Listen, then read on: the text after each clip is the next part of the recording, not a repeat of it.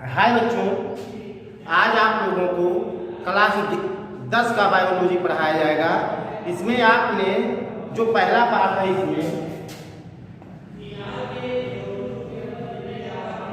Lesson first, जिसको आप कहते हो लाइफ प्रोसेस अर्थात जैव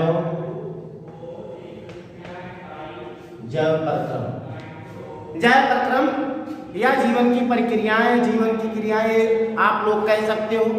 इसमें आप लोगों ने इसके पहले पढ़ा था कि जीवों की पहचान क्या होती है, वृद्धि, पोषण, जनन, उत्सर्जन, ये सब जो क्रियाएं होती हैं ये सजीवों की पहचान होती हैं।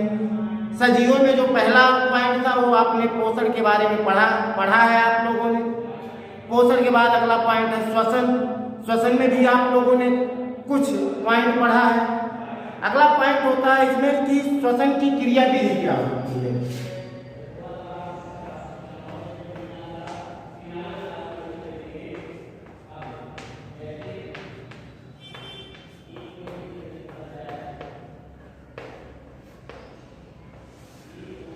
श्वसन की क्रियाविधि, श्वसन की क्रियाविधि में आप जानते हो कि श्वसन में भोजन का ऑक्सीकरण होता है। श्वसन में भोजन का ऑक्सीकरण होता है, इसके लिए ऑक्सीजन की आवश्यकता होती है जो वायुमंडल से प्राप्त होती है। हमको ऑक्सीजन कहाँ से प्राप्त होती है? वायुमंडल से, क्योंकि वायुमंडल में जितनी भी गैसें हैं सब वायुमंडल में होती हैं। वायुमंडल में जो जो गैसें पाई जाती है सबसे अधिक मात्रा में नाइट्रोजन पाई जाती है। नाइट्रोजन लगभग 78% पाई जाती है। देखिए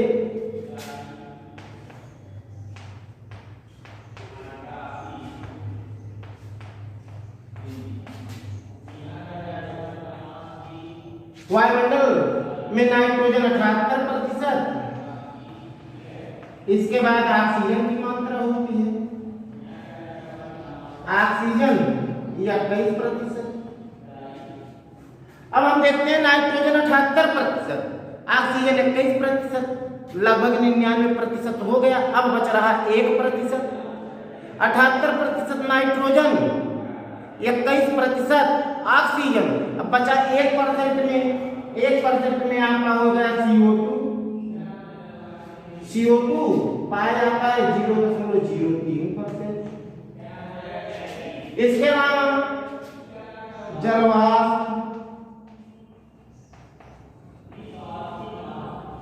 एवं अन्य अक्रिय गैसें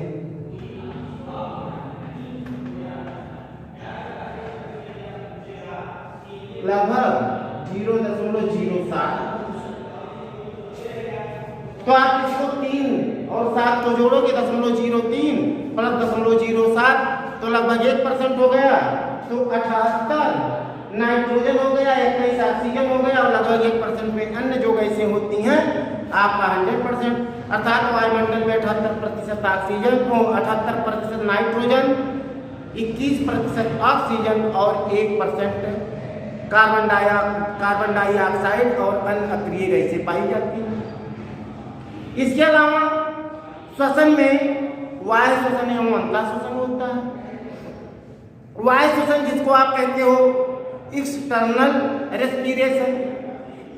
वायु श्वसन में क्या होता है?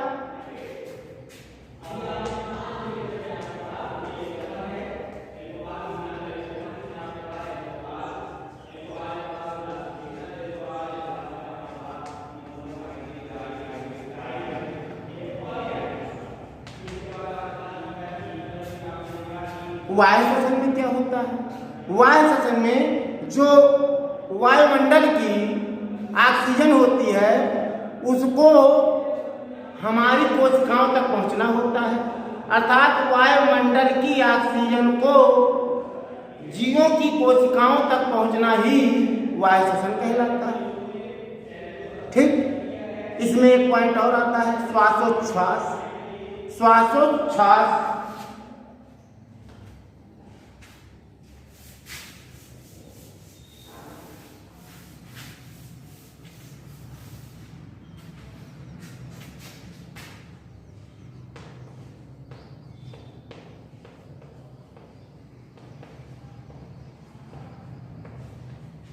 श्वासोच्छ्वास का मतलब होता है कि जो वायुमंडल की ऑक्सीजन है, शुद्ध ऑक्सीजन, उसको हम ग्रहण करते हैं और ग्रहण करने के बाद अर्थात शुद्ध ऑक्सीजन को जीवों द्वारा ग्रहण करना। ये शरीर में किस अंग द्वारा ग्रहण की जाती है? फेफड़ों द्वारा।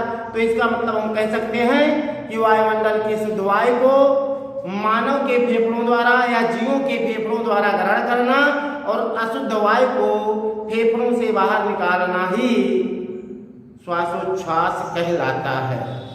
ठीक, इसको हम सभी लोग जानते हैं कि इस प्रकृति में जितने भी जीव हैं, जीव में आ गया आपका जंतु और पादप, जितने भी जीव हैं, चाहे वो जंतु हों चाहे पादप हों, ये सभी लोग ऑक्सीजन गैस को ही ग्रहण करते हैं। श्वसन क्रिया में ये ऑक्सीजन गैस को ग्रहण करते हैं और कार्बन डाइऑक्साइड गैस को बाहर निकालते हैं। और ये ऑक्सीजन शरीर के किस अंग द्वारा ग्रहण की जाती है? फेफड़ों द्वारा। और फेफड़ों द्वारा ग्रहण की जाती है नाक से, पहुंचती कहाँ है? फेफड़ों में। फेफड़ों में गैसों की अदला बदली होती है, अर्थात हमारे जो फेफड़े होते हैं वो ऑक्सीजन को ग्रहण करते हैं और हमारे शरीर में जो अशुद्ध गैसें होती हैं कार्बन डाइऑक्साइड के रूप में, वो पुनः फेफड़ों द्वारा नासा मार्ग और नाक के द्वारा शरीर से बाहर निकाली जाती है।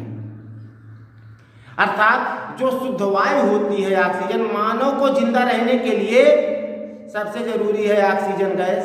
अगर ऑक्सीजन गैस नहीं मिलेगी तो मानव जिंदा नहीं रहेगा। तो मानव श्वसन क्रिया करता है, शुद्ध ऑक्सीजन उसके फेफड़ों में पहुंचती है, फेफड़ों से ये शुद्ध ऑक्सीजन, फेफड़ों से ये शुद्ध ऑक्सीजन हमारी रक्त वाहिकाओं में जाता है। आपको जब हृदय वाला पॉइंट पढ़ाया जाएगा, हृदय वाला चैप्टर, तो हृदय में आप देखोगे कि हृदय में एक होती है फुफ्फुस धमनी। फुफ्फुस धमनी हृदय से सीधे फेफड़ों से एक कनेक्ट होती है। तो हमारे शरीर में जो अशुद्ध, हम जो ऑक्सीजन को ग्रहण करते हैं, ये ऑक्सीजन रक्त में जाके मिलती है फुफ्फुस धमनी के द्वारा। और जो अशुद्ध है, हमारे रक्त में अशुद्ध गैसें भी होती हैं, हमारे रक्त में अशुद्ध गैसें भी होती हैं, वो फेफड़े में लाई जाती हैं फुफ्फुस शिराओं के द्वारा। और जबकि ब्लड में आप देखोगे शुद्ध रक्त, अशुद्ध रक्त इसी का अपोजिट होता है। तो हमको श्वसन क्रिया पर ध्यान देना है कि फेफड़ों द्वारा ही गैसों का आदान प्रदान होता है। अब हम देखते हैं कि यह क्रिया 2 चरणों में पूरी होती है। ये क्रिया श्वासोच्छ्वास की क्रिया 2 चरणों में पूरी होती है। ये कौन कौन से चरण होते हैं? एक होता है निःश्वसन, एक होता है निःश्वसन, एक होता है निःश्वसन, दूसरा होता है निःश्वसन। ठीक है, तो इसको हम देखेंगे श्वासोच्छ्वास की क्रिया। श्वासोच्छ्वास की क्रिया में 2 चरण होते हैं। पहला होता है निःश्वसन। निःश्वसन में क्या होता है? निःश्वसन में हम देखेंगे कि निःश्वसन में इस क्रिया द्वारा जो बाहर की शुद्ध वायु होती है वो फेफड़ों में पहुंचती है। निःश्वसन क्रिया में वायुमंडल की शुद्ध वायु हम नाक द्वारा ग्रहण करते हैं, इसके बाद नासा मार्ग द्वारा ये कहाँ तक पहुंचती है? हमारे फेफड़ों तक। और फेफड़ों में, फेफड़ों के जो वायु कोश होते हैं उसमें भरी हुई ऑक्सीजन गैस रुधिर कोशिकाओं के संपर्क में आती है। हम आपको बता रहे थे निःश्वसन। निःश्वसन में क्या होता है? निःश्वसन में जो बाहर की शुद्ध वायु है उसको हम अपने नाकों द्वारा ग्रहण करते हैं और ये शुद्ध वायु हमारे फेफड़ों में पहुंचती है। ये ऑक्सीजन को ग्रहण करना, फेफड़ों द्वारा ऑक्सीजन को ग्रहण करना, ये निःश्वसन कहलाता है। जबकि इसमें होता क्या है कि फेफड़ों के वायु कोष, फेफड़ों के जो वायु कोष होते हैं,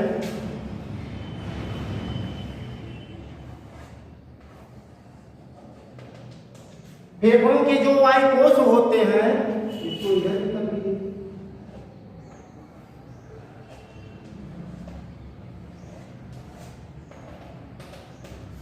यही है। फेफड़ों के जो वायु कोष होते हैं, इन वायु कोषों में भरी वायु की जो O2 होती है वो रुधिर केशिकाओं के संपर्क में आती है और रुधिर केशिकाओं के संपर्क में आकर के ये रुधिर से मिल जाती है और साथ ही CO2 रुधिर से विसरण द्वारा वायु कोषों में आ जाता है। तो ये था आपका निःश्वसन। अब निःश्वसन में हम देखेंगे, ये है हमारा नंबर 2 निःश्वसन। निःश्वसन में क्या होता है कि इस क्रिया में जो CO2 वाली वायु होती है वो फेफड़ों से बाहर निकलती है, अर्थात निःश्वसन और निःश्वसन।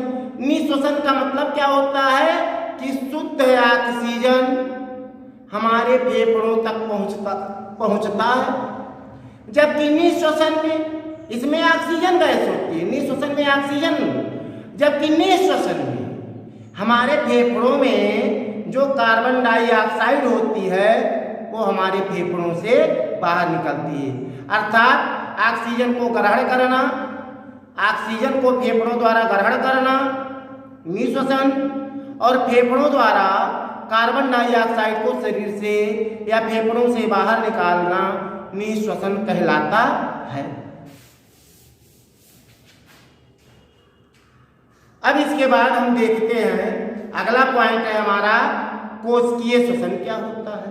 कोशिकीय श्वसन, देखिए श्वसन, जब हम श्वसन क्रिया करते हैं तो इसमें भोज्य पदार्थों का ऑक्सीकरण होता है। जब हम श्वसन क्रिया करते हैं तो श्वसन क्रिया में भोज्य पदार्थों का ऑक्सीकरण होता है और इस ऑक्सीकरण की क्रिया में, ये ऑक्सीकरण की जो क्रिया होती है ये 2 पदों में पूरी होती है। पहली क्रिया जो होती है उसको कहा जाता है ग्लाइकोलाइसिस।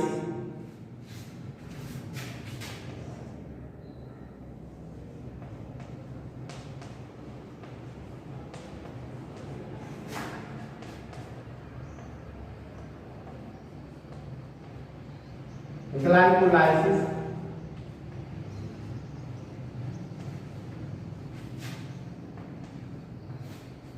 ग्लाइकोलाइसिस श्वसन क्रिया का जो पहला पद होता है उसे कहते हैं ग्लाइकोलाइसिस। ग्लाइकोलाइसिस में इसमें ग्लूकोज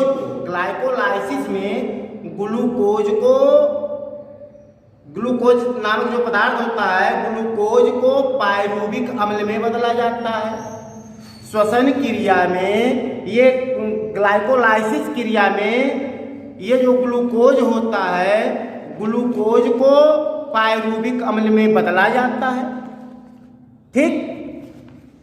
और पायरूविक अम्ल में बदलने के बाद ये जो क्रिया होती है ये कोशिका द्रव्य में होती है। ये क्रिया जो ग्लाइकोलाइसिस की क्रिया होती है ये कहाँ पर होती है? कोशिका द्रव्य में होती है। पहला पॉइंट क्या है आपका? आपने देखा कि श्वसन क्रिया 2 पदों में पूरा होती है। पहला होता है ग्लाइकोलाइसिस। ग्लाइकोलाइसिस में ग्लूकोज को पायरूविक अम्ल में बदला जाता है और यह क्रिया कोशिका द्रव्य में होती है तथा इसके बाद की क्रियाएं ऑक्सीजन की उपस्थिति, ये जो क्रियाएं होती हैं ग्लाइकोलाइसिस वाली कोशिका द्रव्य में होती है। ग्लूकोज को पायरूविक अम्ल में बदला जाता है। इसके बाद की क्रियाएं जो होती हैं वो ऑक्सीजन की उपस्थिति या ऑक्सीजन की अनुपस्थिति पर निर्भर करती हैं, ठीक। ग्लाइकोलाइसिस की क्रिया में आपने पढ़ा, बहुत 2 नंबर का लगभग आता है। ग्लाइकोलाइसिस और क्रेब्स चक्र में अंतर स्पष्ट कीजिए। तो ज्यादा कुछ नहीं, केवल ग्लाइकोलाइसिस में ग्लूकोज को पायरुविक अम्ल में चेंज किया जाता है और यह क्रिया कोशिका द्रव्य में संपन्न होती है। और इसके बाद की जो क्रियाएं होती हैं वो ऑक्सीजन की उपलब्धता, ऑक्सीजन की उपस्थित या अनुपस्थित के आधार पर निर्भर करती हैं। अगला पॉइंट है हमारा क्रेब्स चक्र। ये हमारा पहला था। दूसरा था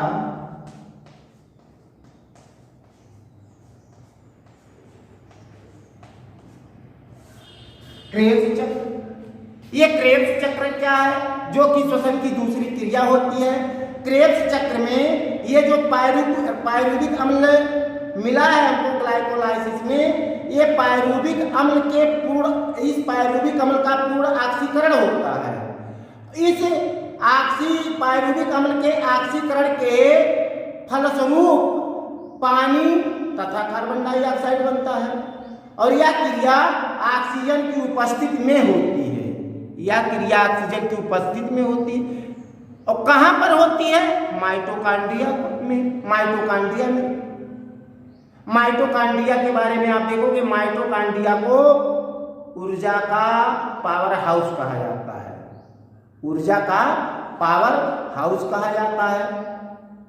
और माइटोकॉन्ड्रिया में यह क्रिया संपन्न जब हो जाती है तो इसी को कहा, चूंकि ऑक्सीजन की उपस्थिति में होती है इसीलिए इसको ऑक्सी श्वसन भी कहते हैं। इसको ऑक्सी श्वसन कहते हैं। इसके अलावा ऑक्सीजन के अभाव में कोशिका द्रव्य में ही ये जो है पायरुविक अम्ल एल्कोहल बनता है। इसमें जो होता है आप देखोगे कि ऑक्सीजन के अभाव में कोशिका द्रव्य में ही पायरुविक अम्ल के अपूर्ण ऑक्सीकरण से एथिल एल्कोहल बनता है।